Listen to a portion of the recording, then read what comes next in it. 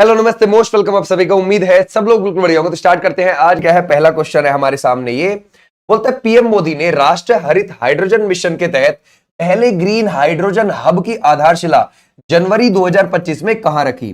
देखो क्या हुआ कि हमारे जो प्रधानमंत्री हैं मोदी जी, ये 8 और 9 जनवरी को आंध्र प्रदेश प्लस उड़ीसा के दौरे पर थे। ठीक है भाई, 2025 में ही। ओके, तो उसमें से इन्होंने 8 जनवरी को आंध्र प्रदेश के विशाखापट्टनम के पास अंकापल्ली पड़ता है, ठीक है, वहां पर क्या रखी है, ग्रीन हाइड्रोजन हब। कितने एरिया में बनेगा, 1200 एकड़ में बनेगा। कितना रुपया खर्च होगा, 1,85,000 करोड़ रुपया खर्च होगा। तो ऐसे आप ध्यान रखोगे। बिल्कुल कहां पर है ये, विशाखापट्टनम के पास है, ये बात आप ध्यान रखोगे। ठीक है भाई, विशाखापट्टनम आंध्र प्रदेश का सबसे बड़ा शहर है। आंध्र प्रदेश का क्या है, वो सबसे बड़ा शहर और सबसे बड़ा पोर्ट यानी कि बंदरगाह। आ जाओ भी नेक्स्ट पर, आंध्र प्रदेश का सिर्फ। ओके, बोलते हैं सबसे ज्यादा ग्रैंड स्लैम मैच खेलने वाले खिलाड़ी कौन बन गए हैं। ओके, तो हम जाते हैं भाई ग्रैंड स्लैम। देखो भाई, ग्रैंड स्लैम में सबसे ज्यादा जो मैच खेले हैं वो 430 खेल लिए। किसने, नोवाक जोकोविच। कहां से आते हैं, सर्बिया से आते हैं। और पता है इन्होंने 24 ग्रैंड स्लैम खिताब भी जीते हुए हैं। ठीक है, और जो रोजर फेडरर है उन्होंने 429 मैच खेले। ओके भाई, और ये कहां से आते हैं, ये स्विट्जरलैंड से आते हैं। स्विट्जरलैंड से क्लियर हो जाएगा। ग्रैंड स्लैम में कौन कौन से आते हैं टूर्नामेंट, एक ऑस्ट्रेलियन ओपन आता है, एक फ्रेंच ओपन आता है, एक विंबलडन आता है और एक यूएस ओपन आता है ना भाई। ये आते हैं ग्रैंड स्लैम में, जो साल भर में ये खेले जाते हैं। ठीक है भाई, क्लियर हो जाएगा। तो ऐसे आप ध्यान रखोगे। आ जाओ भाई नेक्स्ट पर। किस देश ने भारतीय उद्योग परिसंघ सीआईआई के पूर्व डीजी तरुण दास को मानद नागरिक पुरस्कार सर्वोच्च सम्मान दिया है। जरा बताओ, ये अमेरिका है, सिंगापुर है, मलेशिया या फिर वियतनाम है। देखो, इस पुरस्कार को सिंगापुर देता है। किसको देता है, किसी विदेशी व्यक्ति को। किसी विदेशी व्यक्ति को जो उसके ही देश में उसने योगदान दिया हो। तो जैसे ही आप तरुण दास देख रहे हो, भारत के विकास में बहुत योगदान इन्होंने दिया है, तो इसके लिए इनको दिया गया है। तो सिंगापुर किसको देता है, विदेशी व्यक्ति को देता है जो अपने देश में अच्छा योगदान देता है। ठीक है भाई, ध्यान रखोगे, अपने देश में अच्छा योगदान देता है। अच्छा, ये अब से पहले, तरुण दास से पहले सिंगापुर ने किसको भी दिया था, रतन टाटा जी को। ये भी आप ध्यान रखोगे, रतन टाटा जी को भी इन्होंने दिया था। ठीक है भाई, अब ये जो सिंगापुर है, इसकी जो करेंसी है वो क्या है, सिंगापुर डॉलर। समझ गए भाई, ये हो जाएगी। और अगर आप देखोगे इसकी राजधानी क्या है, सिंगापुर सिटी हो जाएगी। सिंगापुर सिटी हो जाएगी। ठीक है, क्लियर हो जाएगा। ऐसे भी आप ध्यान, लगभग यहां की जो पॉपुलेशन है ना, वो आपको देखने को मिलेगी 64 लाख के आसपास। ठीक है, ज्यादा नहीं है, यहाँ की पॉपुलेशन बहुत कम है। ठीक है, एशिया का ही ये देश है। बोलता है महिला वनडे में सबसे तेज शतक जड़ने वाली भारतीय खिलाड़ी कौन बन गई है, स्मृति मंदाना। 70 बॉल में इन्होंने शतक मार दिया। ठीक है भाई, और किसके खिलाफ, आयरलैंड के खिलाफ। ये भी आप ध्यान रखोगे। इन्होंने किन का रिकॉर्ड तोड़ दिया, हरमनप्रीत कौर का, जो 87 बॉल में बनाया था 2024 में। ओके, और ये किसने बनाया था, मतलब किसके खिलाफ बनाया था, ये साउथ अफ्रीका के खिलाफ बनाया था। साउथ अफ्रीका के खिलाफ बनाया था। ओके, किसने, हरमनप्रीत कौर ने। ओके, तो हरमनप्रीत कौर का ही रिकॉर्ड तोड़ दिया स्मृति मंदाना ने। ओके, आ जाओ नेक्स्ट पर। बोला अंडर 19 महिला वनडे में तिहरा शतक लगाने वाली भारत की पहली प्लेयर कौन बन गई है, तो वो बन गई है ईरा जाधव। इन्होंने 157 बॉल पे 346 रन बनाए। और ये कहां की है ना भाई, अगर आप देखोगे मुंबई की है। ये भी आप ध्यान रख सकते हो, ईरा जाधव। ठीक है भाई, आ जाओ नेक्स्ट पर। बोलते किस देश में निकोलम मदुरो ने तीसरी बार राष्ट्रपति पद की शपथ ली है, तो हमारा राइट आंसर हो जाएगा वेनेजुएला। ये आप जो देखते हैं यहाँ पे साउथ अमेरिका कॉन्टिनेंट है। ठीक है भाई, दक्षिण अमेरिका महाद्वीप है, और यहां वेनेजुएला देश देखने को मिलता है। ठीक है, वेनेजुएला में लानोस घास के मैदान देखने को मिलते हैं। लानोस घास के मैदान भी देखने को मिलते हैं। फिर यहां आपको सेल्वास घास के मैदान मिल जाएंगे ब्राजील में, सेल्वास घास के मैदान। फिर यहां अर्जेंटीना में पंपास घास के मैदान भी मिल जाएंगे। तो दक्षिण अमेरिका महाद्वीप पर ये घास के मैदान भी आपको मिलते हैं, और वेनेजुएला के प्रेसिडेंट बने हैं। ठीक है भाई, आ जाओ नेक्स्ट पर। बोलते केंद्रीय रिजर्व पुलिस बल सीआरपीएफ के महानिदेशक के रूप में किसे नियुक्त किया गया है। देखो सीआरपीएफ है ना, सबसे पहले ये सीआरपी के नाम से बनी थी 1939 में। उस समय इसका नाम था क्राउन रिप्रेजेंटेटिव पुलिस। ठीक, उसके बाद क्या हुआ कि भाई हम 1947 15 अगस्त में क्या हो गए, आजाद हो गए। तो फिर 1949 में इसको सीआरपी को सीआरपीएफ कर दिया गया, central reserve police force. Okay, अब इसके जो नए नए ध्यान रखोगे डीजी बने हैं, वो कौन बन गए हैं, वो बन गए हैं ज्ञानेंद्र प्रताप सिंह, और ये कब तक रहेंगे, 30 नवंबर 2027 तक इस पद पर रहेंगे। ओके भाई, आ जाओ नेक्स्ट पर। बोलता है राष्ट्रीय स्टार्टअप दिवस, नेशनल स्टार्टअप डे, ये हम जरा बताइए कब मनाया जाता है। सर हम 16 जनवरी को मनाते हैं, और 2016 में पहली बार मनाया गया। ठीक है भाई, पहली बार मनाया गया। तो ऐसे भी आप ध्यान रखोगे, हमारा राइट आंसर है। अच्छा, हम 15 जनवरी को क्या मनाते हैं, हम सेना दिवस मनाते हैं। ठीक है भाई, सेना दिवस, ये भी आप ध्यान रखोगे। और अगर आपसे पूछा जाए क्या जी हम 9 जनवरी को क्या मनाते हैं, प्रवासी दिवस मनाते हैं। ठीक है भाई, प्रवासी दिवस मनाते हैं, ये भी आप ध्यान रखोगे। और अगर हमसे पूछा जाए कि जी 12 जनवरी को क्या मनाते हैं, राष्ट्रीय युवा दिवस मनाते हैं, राष्ट्रीय युवा दिवस मनाते हैं। ठीक है, क्लियर हो जाएगा। और अगर हमसे पूछा जाए कि जी 23 जनवरी को क्या मनाते हैं, हम पराक्रम दिवस मनाते हैं, पराक्रम दिवस मनाते हैं। तो ऐसे भी आप ध्यान रखोगे। हम 25 जनवरी को क्या मनाते हैं, 25 जनवरी को मनाते हैं राष्ट्रीय मतदाता दिवस। ओके भाई, राष्ट्रीय मतदाता दिवस भी मनाते हैं, ये भी आप ध्यान रखोगे। ठीक है भाई, क्लियर हो जाएगा। तो ऐसे भी आप ध्यान रख सकते हैं। और 26 जनवरी को हम क्या मनाते हैं, अपना गणतंत्र दिवस मनाते हैं। आ जाओ नेक्स्ट पर। बोलते हैं बीसीसीआई के नए लोकपाल कौन बन गए हैं। देखो हम देखें बीसीसीआई कब बना है, 1928 में। हेडक्वार्टर कहां मिलेगा आपको, मुंबई में। मुंबई कहां पर है, महाराष्ट्र में। बीसीसीआई के अध्यक्ष कौन है, रॉजर बिनी हो जाएंगे, रॉजर बिनी हो जाएंगे। ओके, लेकिन हमें क्या देखना है कि बीसीसीआई के नए लोकपाल कौन बने हैं। न्यायमूर्ति Arun Mishra is the right answer. Okay भाई, आ जाओ नेक्स्ट पर। भारत के लोकपाल ने पहला लोकपाल स्थापना दिवस कब मनाया, जरा बताओ। वो बनाया है 16 जनवरी 2025 को। क्लियर हो जाएगा, समझ गए। अच्छा, लोकपाल अधिनियम कब का है, अगर आपसे पूछा जाए। लोकपाल अधिनियम जो है, ये एक्ट जो है वो 2013 का है। ओके, उसके ही तहत लोकपाल की स्थापना कब की गई है, लोकपाल की जो स्थापना की गई है वो 2014 में की गई है। ये बात आप ध्यान रखोगे। ठीक है भाई, क्लियर हो जाएगा। आ जाओ नेक्स्ट पर। बोलते हैं जनवरी 2025 में डोनाल्ड ट्रंप अमेरिका के कौन से वे राष्ट्रपति बने, वो बने हैं 47वें नंबर के। अगर हम देखेंगे ट्रंप 45वें नंबर के भी रहे थे, कहा के यूएस के प्रेसिडेंट। उसके बाद बाइडन आ गए थे, और बाइडन जो रहे थे वो 46वें नंबर के रहे। उसके बाद फिर से ट्रंप आ गए, और ट्रंप 47वें नंबर के फिर से बन गए यहां पर प्रेसिडेंट। ओके, ट्रंप की जो पार्टी है उसका नाम है, अगर आप देखोगे उसको ग्रैंड ओल्ड पार्टी बोलते हैं। वैसे तो है वो रिपब्लिकन पार्टी। कौन सी हो जाएगी, रिपब्लिकन पार्टी। ठीक है भाई, क्लियर हो जाएगा। तो ये रिपब्लिकन पार्टी से आते हैं, उसको अमेरिका में ग्रैंड ओल्ड पार्टी बोला जाता है। इन्होंने जो हराया है, कौन सी पार्टी को हराया है, डेमोक्रेटिक। ठीक है भाई, ध्यान रखोगे, डेमोक्रेटिक। ये जो डेमोक्रेटिक पार्टी है, इससे कौन खड़ी हुई थी, कमला हैरिस खड़ी हुई थी, कमला हैरिस खड़ी हुई थी। ये भी आप ध्यान रखोगे, कमला हैरिस वाइस प्रेसिडेंट रही हैं बाइडन के समय पर। ओके, तो हमारा राइट आंसर हो जाएगा ये वाले बच्चे, बिल्कुल ठीक। अच्छा, ट्रंप ने 20 जनवरी 2025 को शपथ ले ली, और वाइस प्रेसिडेंट कौन बने हैं, जेडी वेंस बने हैं।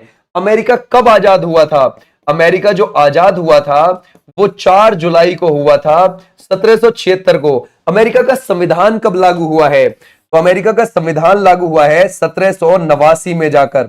ये भी आप ध्यान रखोगे, लागू हुआ है उनका संविधान। ठीक है भाई, आ जाओ नेक्स्ट पर।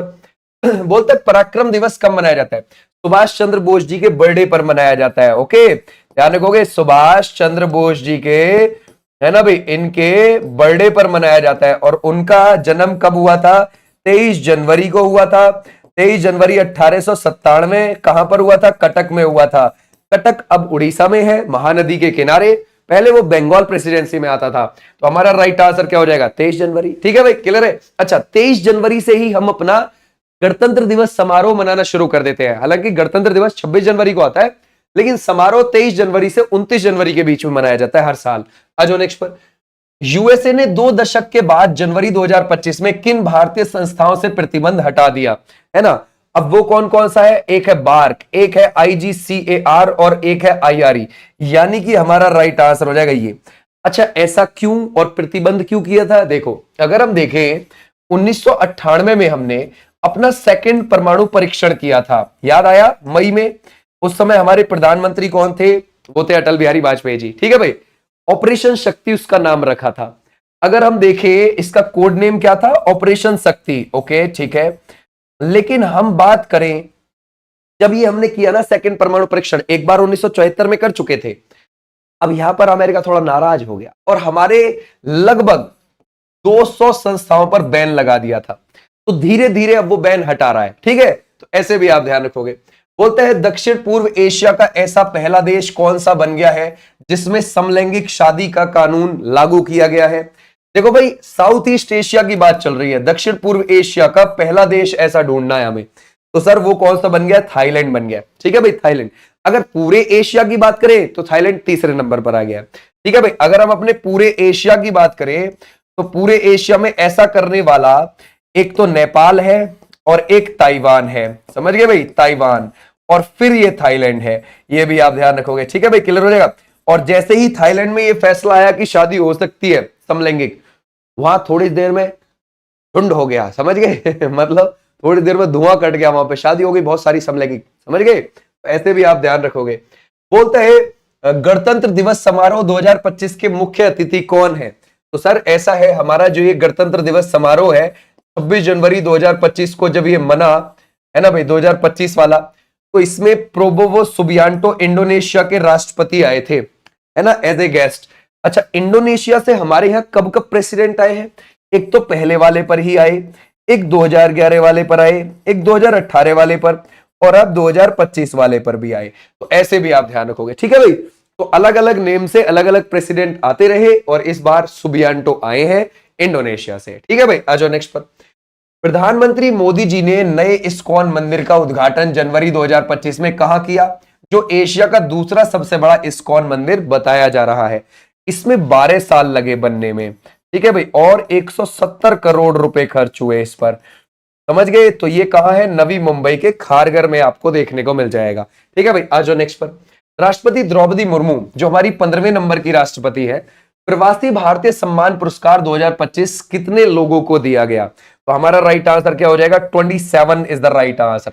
देखो क्या है कि हम अपना जो प्रवासी दिवस है, ऐसा था 9 जनवरी 2003 को हमने पहला प्रवासी दिवस मनाया था, और ये बात डिक्लेयर कर दी थी 2002 में ही कि हम 9 जनवरी को प्रवासी दिवस मनाएंगे। और 9 जनवरी 1915 को गांधी जी साउथ अफ्रीका से भारत लौट आए थे, इस उपलक्ष्य में मनाएंगे। तो 2002 में ये बात बोल दी और 2003 में पहला प्रवासी दिवस मना दिया। अब बात आई कि क्यों ना भाई, जब हम प्रवासी दिवस मना रहे हैं तो प्रवासी दिवस सम्मेलन ही कर लिया करेंगे एक। तो सम्मेलन भी 2003 से ही शुरू हो गया सम्मेलन। ठीक है भाई, जो 2-3 दिन तक चलता लगातार। ठीक है भाई, लेकिन दिवस 9 जनवरी को मनाया जाता है, सम्मेलन लगभग 8 से 10 जनवरी के बीच मनाया जाता। अब 2003 से 2015 तक जो सम्मेलन है वो हर साल मनाया गया, दिवस भी हर साल मनाया गया, सम्मेलन भी हर साल मनाया गया। लेकिन 2015 से जो सम्मेलन है उसको 2 साल में कर दिया। दिवस तो हर साल ही मनाया जाता है, लेकिन सम्मेलन 2015 से हर 2 साल में कर दिया, फिर लगातार नहीं छोड़ा, वो 2 साल में कर दिया। ठीक है, ऐसे आप ध्यान रखोगे। अब बात आई इस बार 2025 में, ध्यान रखोगे, दिवस तो खैर मनाया ही गया, सम्मेलन भी मनाया गया। याद रखोगे, सम्मेलन भी मनाया गया, ये भी आप ध्यान रखोगे, क्योंकि हर 2 साल में मनाया जाता है सम्मेलन, ये बात ध्यान रखोगे। आ जाओ नेक्स्ट पर। तो बोलता है 18वां प्रवासी भारतीय दिवस सम्मेलन किस शहर में 8 से 10 जनवरी 2025 को आयोजित किया गया? तो ये भुवनेश्वर में हुआ है। ठीक है, भुवनेश्वर आपको उड़ीसा की राजधानी देखने को मिलेगी, उड़ीसा की राजधानी। अच्छा, इसका जो उद्घाटन किया है वो किसने किया है ना? 8 जनवरी को किया था मोदी जी ने। ठीक है भाई, इसका उद्घाटन, और इसका समापन जो हुआ है 10 जनवरी को, वो किसने किया? हमारी राष्ट्रपति ने। ठीक है भाई, हमारी राष्ट्रपति द्रौपदी मुर्मू जी ने। ये भी आप ध्यान रखोगे। ठीक है, बोलता है 18वें प्रवासी भारतीय दिवस सम्मेलन 2025 में किस देश की राष्ट्रपति क्रिस्टीन कार्ला कंगालू, है ना, ORTT मुख्य अतिथि रही? जरा बताओ क्या लगाओगे? अगर हम देखें, Trinidad and Tobago is the right answer. ये जो देश है ये कहां पर पड़ता है? जैसे ये साउथ अमेरिका महाद्वीप हो गया, इसके ठीक ऊपर यहां पर अगर आप देखोगे तो ये द्वीपीय देश है त्रिनिदाद एंड टोबैगो। यहां पर कैरेबियन सागर पड़ता है, तो यहां पर कई और भी छोटे छोटे आइलैंड कंट्रीज कैरेबियन सागर में देखने को मिल जाएंगे।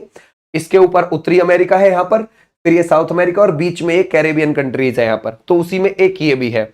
और इसकी जो प्रधानमंत्री हैं वो कमला प्रसाद बिसेसर हैं, ये भी ध्यान रखना। वो सेकेंड टाइम 2025 में प्रधानमंत्री बनी है, एक बार वो 2010 से 2015 के बीच में रह चुकी हैं। ठीक है भाई। बोलते हैं किस देश की वुमेन टीम ने खो खो का पहला वर्ल्ड कप अपने नाम किया। देखो ये जो खो खो वर्ल्ड कप है ना, ये जो आप खो खो वर्ल्ड कप देख रहे हैं, पहली बार हुआ। ठीक है भाई, ये पहली बार हुआ 2025 में 13 से लेकर 19 जनवरी, और ये दिल्ली में हुआ। ठीक है भाई, और महिला और पुरुष दोनों ही कैटेगरी में भारत जीत गया। ठीक है भाई, तो वुमेन्स वाला किसने अपने नाम किया? भारत ने अपने नाम किया, नेपाल को हरा के। अब यही बात आपसे पूछ रहा है कि वुमेन्स, ध्यान रखोगे, वुमेन्स वाला हो गया, मेंस वाला यहां बता दो। तो मेंस वाला जो है बच्चे, वो किसने? मेंस वाला भी भारत ने जीत लिया। और दोनों में हारा कौन है? नेपाल। नेपाल हारा है, नेपाल हारा है। ठीक है भाई, तो पुरुष वाला भी भारत जीत गया। ठीक है भाई, आ जाओ नेक्स्ट। बोलते 76वें गणतंत्र दिवस समारोह 26 जनवरी 2025 की थीम जरा बताइए। तो वो है, पहली बात तो ध्यान रखना कितनेवें नंबर का है? 76वें नंबर का, और यह है स्वर्णिम भारत विरासत और विकास इज द राइट आंसर। बोलते हैं 76वें गणतंत्र दिवस समारोह के मुख्य अतिथि कौन? तो सर हमारा राइट आंसर कौन? अभी देखा हमने, प्रोबोवो सुबियांटो, इंडोनेशिया के प्रेसिडेंट आए थे। आ जाओ नेक्स्ट पर। उद्घाटन जनवरी 2025 में किया, इस पर 2 वर्षों में कितना खर्च होगा? मिशन मौसम। अच्छा, ये जो मिशन मौसम है ये किसने शुरू किया है? पहली बात, भारतीय मौसम विज्ञान ने। ठीक है भाई, ध्यान रखोगे, किसने सर जी? भारतीय मौसम, है ना, विज्ञान। ठीक है भाई, क्लियर हो जाएगा, विज्ञान विभाग। ये जो है ये कब बना था जी? ये बना था हमारा 15 जनवरी 1875 को, और दिल्ली में अभी इसका हेडक्वार्टर है। और इसके अध्यक्ष कौन है? वो है मृत्युंजय महापात्रा। ठीक है भाई, ध्यान रखोगे, मृत्युंजय महापात्रा। ठीक है भाई, क्लियर हो जाएगा, ये हो जाएंगे मृत्युंजय महापात्रा। ठीक है, क्लियर हो जाएगा। अच्छा, अब बात करते हैं, भारतीय मौसम विज्ञान विभाग है, इसके जरिए जो शुरू करवाया गया है वो मिशन मौसम सरकार ने शुरू करवाया है। ठीक है, और इसमें 2000 करोड़ रुपए की लागत लगाएगी सरकार अगले 2 वर्षों में। क्यों? ताकि हमें यह पता चल सके पहले ही कि हाँ जी ये आपदा आ सकती है, उससे हम पहले ही अपनी सुरक्षा कर पाए, लोगों की डेथ ना हो और हानि भी अपने माल की ना हो। इसलिए सरकार मिशन मौसम के तहत 2000 करोड़ रुपए फूंकने जा रही है इस संस्था के ऊपर। ठीक है, तो ये भी आप ध्यान रखोगे। बोलता है भारत मौसम विज्ञान विभाग का 150वां स्थापना दिवस कब मनाया गया? तो इस बार इसका 15 जनवरी 2025 को 150वां स्थापना दिवस मनाया गया है। ठीक है भाई, आ जाओ नेक्स्ट पर। बोलता है यूनिफॉर्म सिविल कोड यूसीसी लागू करने वाला आजाद भारत का पहला राज्य कौन सा बन गया है? ओके, यूसीसी की बात कर रहे हैं, यूनिफॉर्म सिविल कोड। आपको पता है ये आर्टिकल 44 में आता है डीपीएसपी के अंदर, है ना भाई? आर्टिकल 44 में डीपीएसपी के अंदर आता है समान नागरिक संहिता। ठीक है, तो सर ये लागू किया है उत्तराखंड ने। अब देखो, आप सोच रहे होंगे सर यूसीसी क्या है? देखो, यूसीसी में ऐसे है, जैसे मान के चलो कि भाई जो हिंदुओं में शादी के तरीके होते हैं वो अलग है, मुस्लिमों में शादी के तरीके अलग है, ऐसे ही हिंदुओं में तलाक के तरीके अलग है और मुस्लिमों में तलाक के तरीके अलग है। ठीक है, ईसाइयों में अलग है, सिखों में अलग है, तो सब में अलग अलग है, राइट? और ऐसे ही जमीन के बंटवारे भी अलग अलग है। ठीक है भाई, जमीन का उत्तराधिकार भी अलग अलग धर्म में अलग अलग तरीके से होता है। तो इन सब धर्मों में एक ही तरीके से हो, तलाक भी, जमीन बंटवारा भी। ठीक है भाई, तो इसके लिए सरकार क्या लागू करती है? यूसीसी। अब इससे फायदा किसका है? क्या आम जनता का है या कोर्ट का है? इससे फायदा है कोर्ट का ज्यादातर, समझ गए? कोर्ट को फैसला सुनाने में बहुत आसानी होती है और वो जल्दी डिसीजन ले पाता है, फिर केस लंबे नहीं खिंचते हैं। ठीक है, क्लियर हो जाएगा? तो ऐसे आपने ध्यान रखना है। तो इससे आम जनता का तो थोड़ा बहुत ही फायदा है, ज्यादा नहीं है, ये बात ध्यान रखना।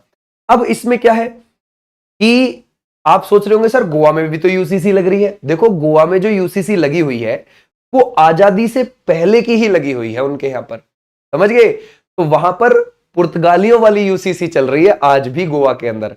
लेकिन आजाद भारत का ऐसा पहला कौन सा राज्य बन गया है जिसने अपने यहां पर ये लागू करी है, जो हमारे संविधान में आर्टिकल 44 में आपको यूसीसी देखने को मिल जाएगी, वो उत्तराखंड है। ठीक है भाई, तो ऐसे आपने ध्यान रखना है, हमारा राइट आंसर है।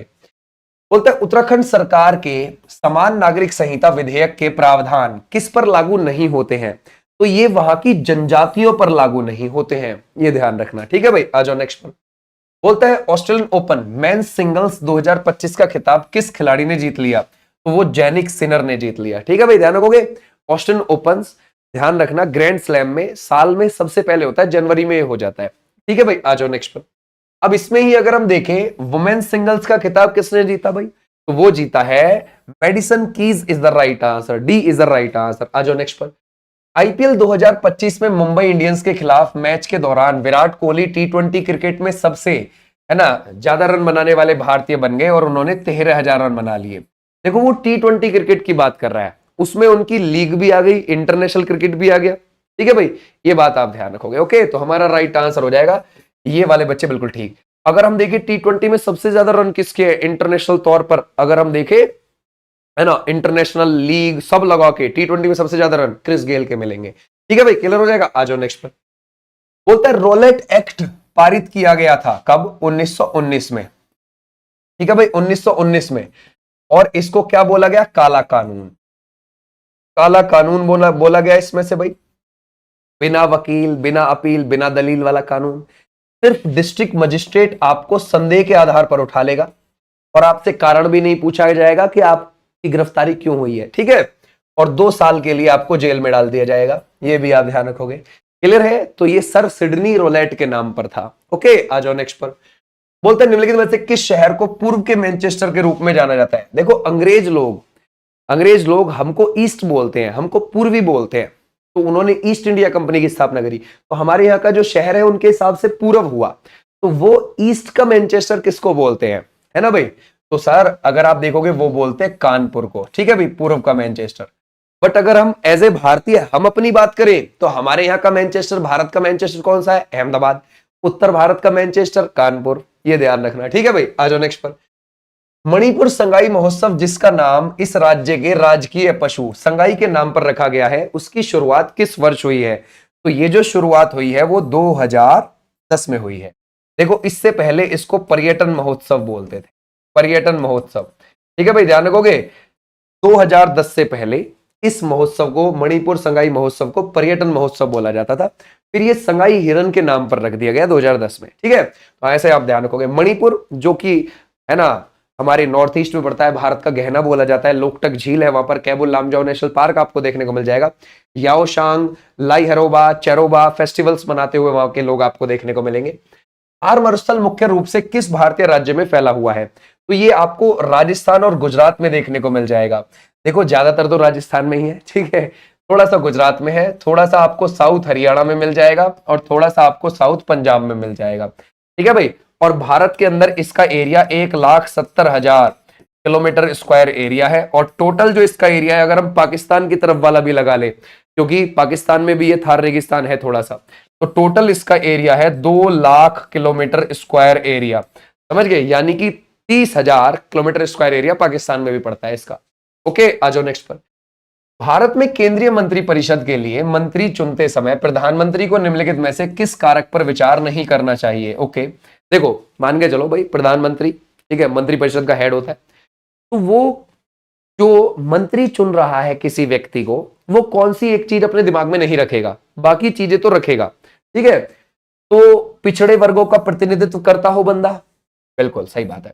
भौगोलिक प्रतिनिधित्व हो उसका, किसी एक क्षेत्र में प्रभाव हो, बिल्कुल सही बात है। व्यक्तिगत क्षमता और योग्यता होनी चाहिए उसके अंदर, बिल्कुल सही बात है। लेकिन विदेशी समुदाय का प्रतिनिधित्व, ये तो गड़बड़ है ना, वो थोड़े ना ध्यान में रखेंगे मोदी जी क्या भाई ये कौन विदेशी वाला थोड़ी ना बंदा, हमारे यहाँ ये ऑप्शन लागू ही नहीं होता। ठीक है भाई, आ जाओ नेक्स्ट पर। बोलते हैं गुड फ्राइडे का संबंध निम्नलिखित से है। ठीक है, तो सर देखो अगर आप देखोगे जब क्रिसमस हम क्यों मनाते हैं? ईसा मसीह के जन्मदिन के दिन मनाते हैं। ठीक है भाई, और गुड फ्राइडे उनकी मृत्यु पर मनाया जाता है, और ईस्टर उनके पुनर्जन्म पर मनाया जाता है। तो हमारा राइट आंसर क्या हो जाएगा? ईसाई इज द राइट आंसर। आ जाओ नेक्स्ट पर। भारतीय सिविल सेवा आईसीएस इनमें से किस ब्रिटिश अधिनियम द्वारा शुरू की गई थी? जरा बताओ क्या लगाओगे? अगर हम देखें चार्टर अधिनियम है 1793, 1813, 1833, या फिर आप लगाओगे 1853। देखो ये चारों के चारों चार्टर एक्ट आए थे और ये ब्रिटिश ईस्ट इंडिया कंपनी की तरफ से आए हैं। ठीक है, और अगर हम देखेंगे 153 वाला ये आप देख रहे हो ऑप्शन, इसमें बोला गया था कि हां एक भारत के लिए आईसीएस परीक्षा करवाई जाएगी और 1854 में लंदन में आईसीएस की परीक्षा आयोजित हुई थी। ये भी आप ध्यान रखोगे। ठीक है भाई, क्लियर हो जाएगा, समझ गए। आ जाओ नेक्स्ट पर। बोलते हैं भारत ओमान के बीच संयुक्त सैन्य अभ्यास अल नजा का आयोजन कहां हुआ? तो ये ओमान के सल्लाह में हुआ। ठीक है भाई, ओमान के सल्लाह में। ऐसे ही अगर हम देखें सूर्य किरण एक्सरसाइज 31 दिसंबर से 13 जनवरी के बीच में कहां हुई? नेपाल के सालझंडी में। भारत और नेपाल के बीच है ये एक्सरसाइज। ठीक है भाई, ऐसे ही आप ध्यान रखोगे।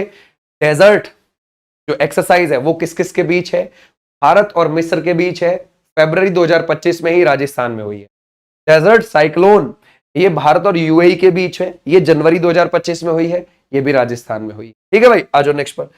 बोलते कौन सा राज्य नीति का निर्देशक सिद्धांत कार्य के लिए न्यायसंगत और मानवीय परिस्थिति के प्रावधान पर केंद्रित है? तो हमारा राइट आंसर है आर्टिकल 42, है ना भाई। ध्यान रखोगे, जहां आप कार्य करने जा रहे हैं वहां की स्थिति अच्छी होनी चाहिए। ठीक है भाई, आर्टिकल 42 में ये लिखा हुआ है। और ये अच्छी स्थिति कौन प्रोवाइड करेगा? राज्य प्रोवाइड करेगा, क्योंकि डीपीएसपी किसको मिले हुए हैं भाई? राज्य सरकार को मिले हुए हैं। हमारे संविधान के आर्टिकल 36 से 51 में है। और हमारे संविधान के भाग कौन से में है? आपको 4 में देखने को मिल जाएंगे। आयरलैंड से हमने लिए हुए हैं। आ जाओ नेक्स्ट पर।